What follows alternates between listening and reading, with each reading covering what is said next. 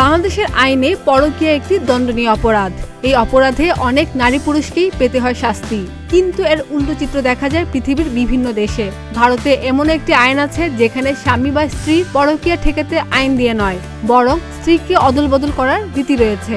এছাড়া বিশ্বে আরও এমন কিছু উপজাতি রয়েছে যারা পরকীয়া ঠেকাতে বউ বদল করে থাকে।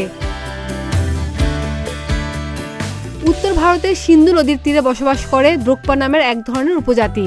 তারা হিমালয়ের আর্য হিসেবে পরিচিত। সংখ্যায় 3000 ক্ষুদ্র নৃগোষ্ঠী তারা। এই উপজাতি বিশেষ কোনো নিয়ম অনুসরণ করে না। তারা অনেকটা নিজেদের ইচ্ছা মতো জীবনযাপন করে থাকে। এরা একে অপরের প্রতি অনেক বন্ধুসুলভ এবং স্নেহশীল। এরা আলেকজান্ডার দ্য গ্রেটের সৈন্যদের বংশধর। এই উপজাতিদের সংস্কৃতি বেশ ভিন্ন।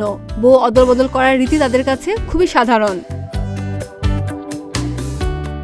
একই ধরনের প্রবণতা দেখা যায় নাবিয়ান ক্ষুদ্র নৃগোষ্ঠী হিম্বা উপজাতির মাঝেও।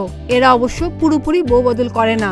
বাড়িতে কোনো মেহমান এলে তাদের আতিথেয়তার অংশ হিসেবে নিজের স্ত্রীকে তাদের সঙ্গে রাত কাটানোর সুযোগ করে দেয়। বেশিরভাগই স্বামীর সিদ্ধান্ত মেনে পর পুরুষের সঙ্গে রাত কাটান তারা।